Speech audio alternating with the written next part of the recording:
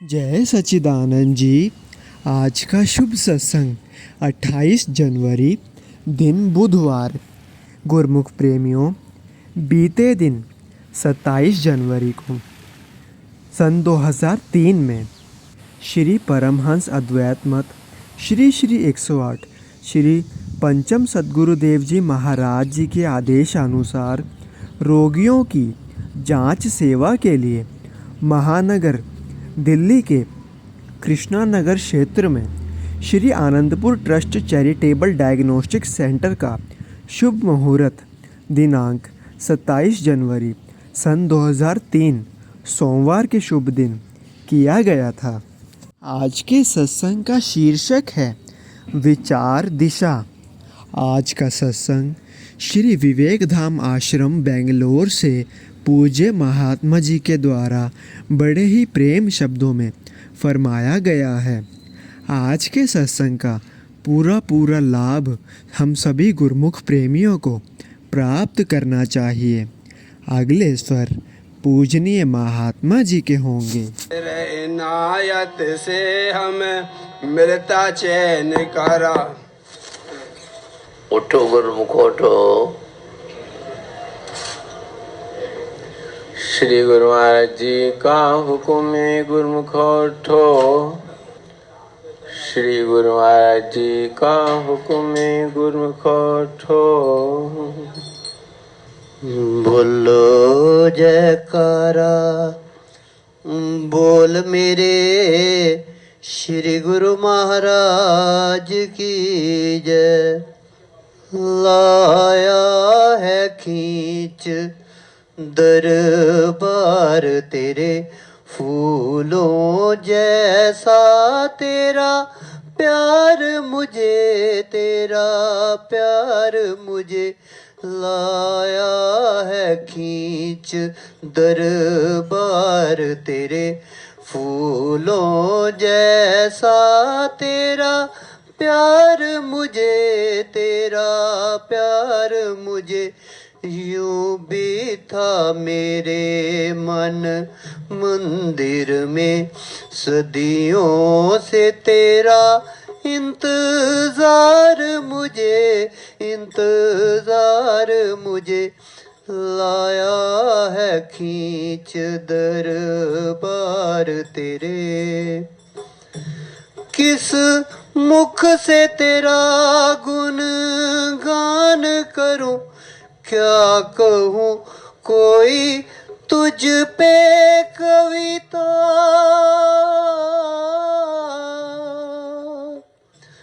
किस मुख से तेरा गुण गान करूं, क्या कहूँ कोई तुझ पे कविता।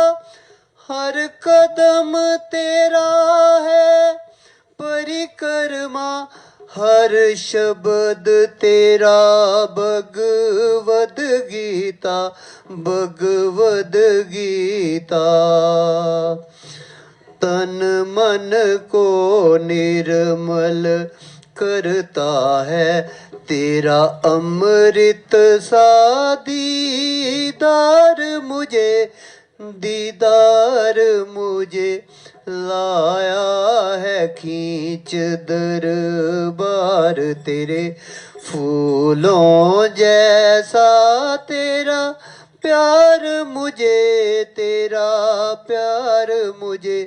लाया है खींच दरबार तेरे। परमार्थ ज्ञान की ज्योति से करते हो सारा जग रोशन हो। परमार्थ ज्ञान की ज्योति से करते हो सारा जग रोशन। रूहानी दात लुटाते हो दोनों हाथों से दुनिया पर, दुनिया पर। जब तक धड़कन है सीने में तेरी रहमत है दरकार मुझे लाया है खींच दरबार तेरे फूलों जैसा तेरा प्यार मुझे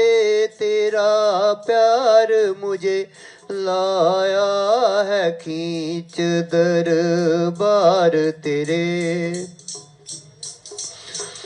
मैं सेवक हूँ तुम स्वामी हो, सौ सौ सदके वारी जाऊं। मैं सेवक हूँ तुम स्वामी हो, सौ सौ सदके वारी जाऊं।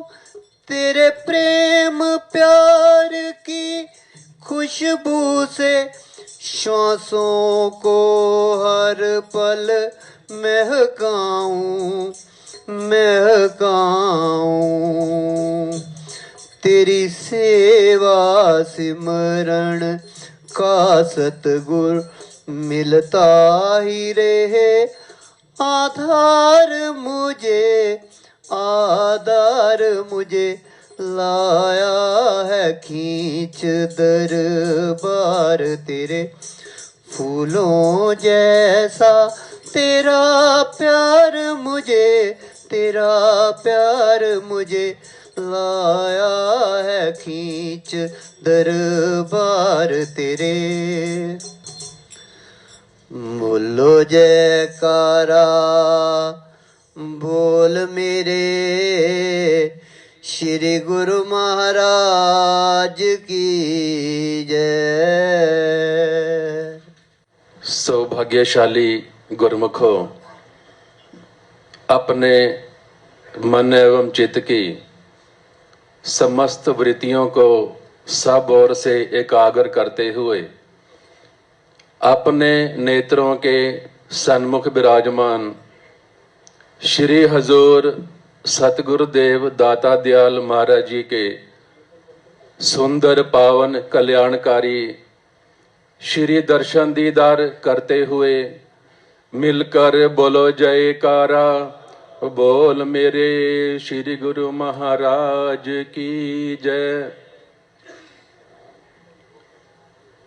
महापुरुष हमेशा अपने गुरुमुखों को ये उपदेश करते हैं कि संसार में रहते हुए हर गुरुमुख का ध्यान अपने इष्ट देव के चरणों की तरफ लगा रहना चाहिए और गुरुमुख का यही कर्तव्य बन जाता है, उसके जीवन का यही लक्ष्य होता है महापुरुषों की कृपा, उनकी प्रसन्नता को प्राप्त करना।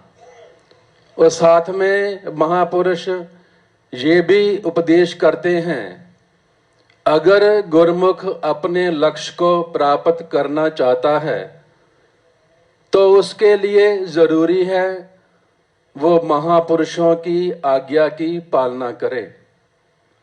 महापुरुषों की आज्ञा के बिना कभी भी वो अपने लक्ष्य को प्राप्त नहीं कर सकता और लक्ष्य को पाने के लिए महापुरुषों की आज्ञा माने बिना संसार में और कोई साधन है भी नहीं।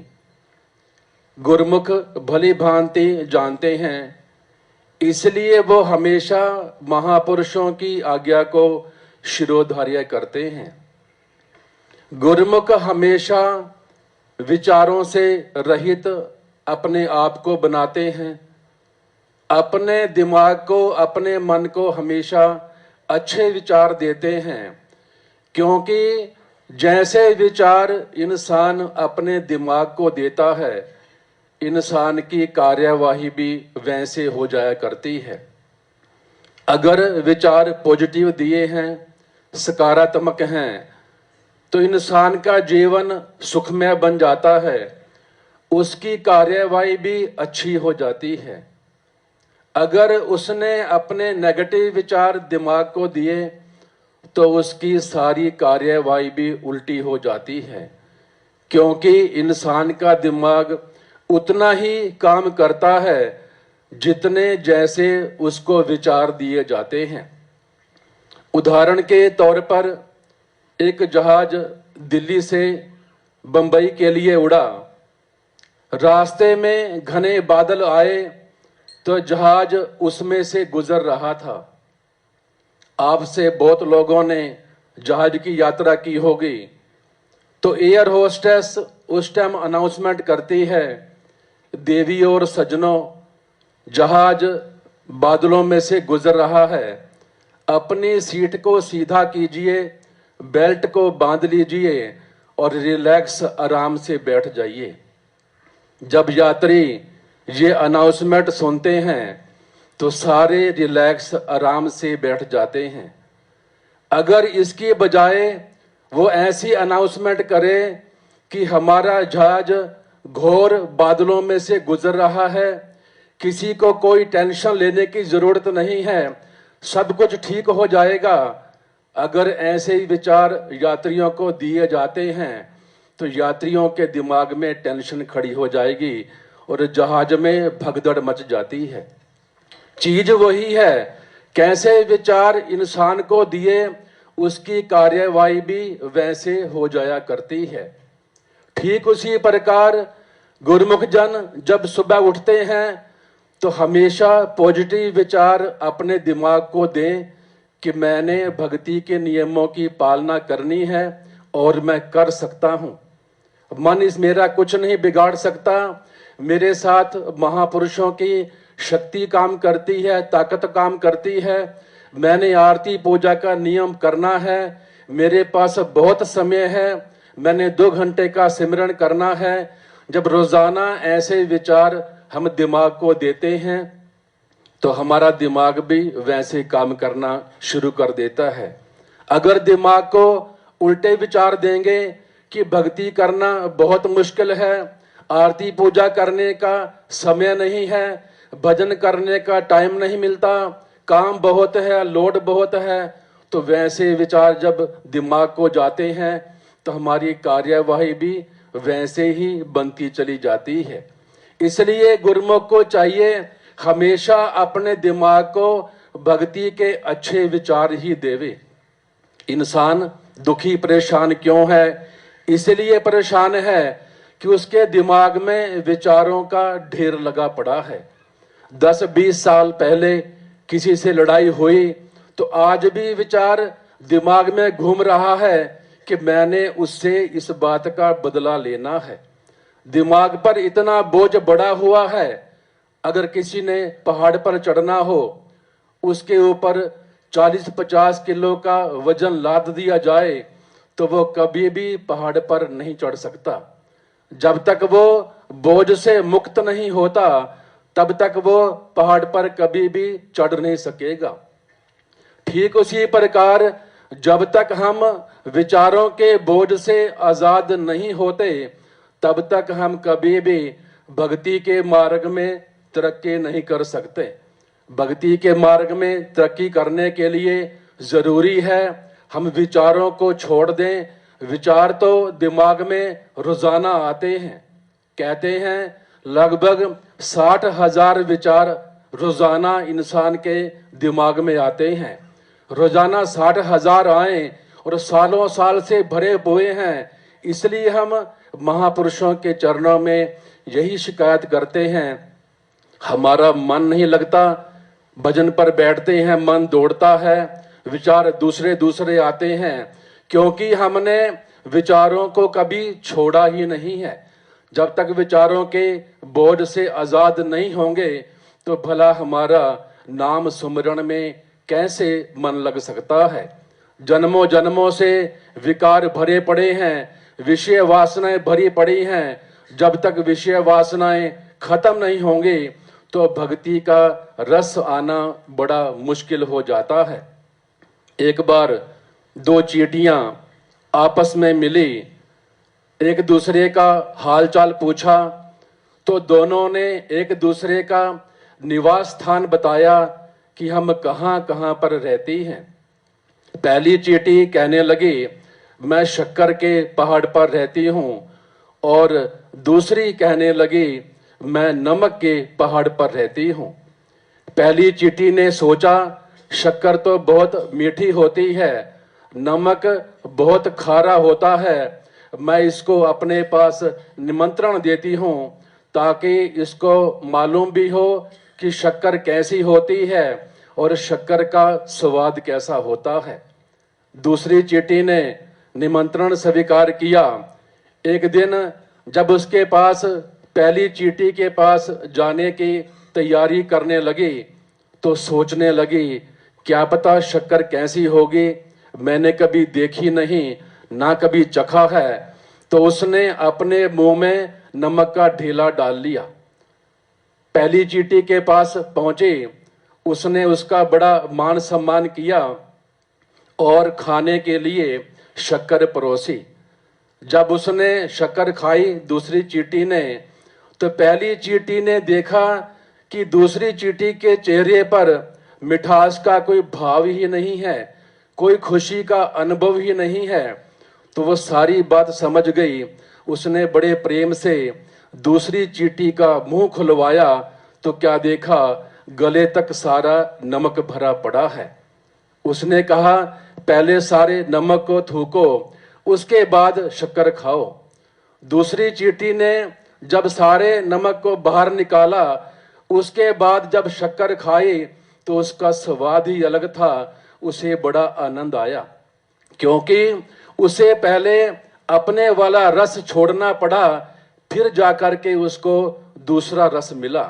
ठीक उसी प्रकार जिज्ञासु जो भक्ति के मार्ग पर चल पड़ते हैं, उन्हें भी पहले विषय विकारों का, द्वेष का, जलन का, नफरत का, जितनी भी कामनाएं हैं, इनका रस पहले छोड़ना पड़ेगा।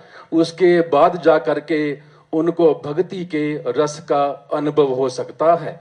तो महापुरुषों ने हमारे ऊपर कितनी अपार कृपा की है, वो भक्ति का रस अनुभव कराने के लिए आसान से आसान भक्ति के साधन बनाए हैं। इसलिए महापुरुष फरमाते हैं, 24 घंटे भक्ति के साधनों में लगे रहो ताकि बुरे विचार हमारे दिमाग में आ ही ना सकें। जब भक्ति के विचार हमारे दिमाग में आएंगे तो हमारी सारी कार्यवाही वही होगी जो महापुरुषों को पसंद आती है। हमारी कार्यवाही को देख करके जब महापुरुष प्रसन्न हो जाएंगे, वही प्रसन्नता को प्राप्त करना ही हमारे जीवन का असली लक्ष्य है। तो महापुरुष चाहते हैं हर गुरुमुख पांचों नियमों की पालना करके भक्ति के मार्ग पर अग्रसर होता ही चला जाए और भक्ति की ऊंचाइयों को छू जाए। तो महापुरुषों ने कितनी कृपा की है, कितनी उनकी दिल की भावना है, कितनी चाहना है हमारे गुरुमुखों के प्रति। तो हमारा भी ये परम कर्तव्य बन जाता है, महापुरुषों की प्रसन्नता को सामने रखते हुए, महापुरुषों की कृपा को लक्ष्य बनाते हुए भक्ति के साधनों की रोजाना श्रद्धा से पालना करके महापुरुषों की प्रसन्नता को प्राप्त करें और अपने जीवन को सफल बनाएं। बोलो जयकारा, बोल मेरे श्री गुरु महाराज की।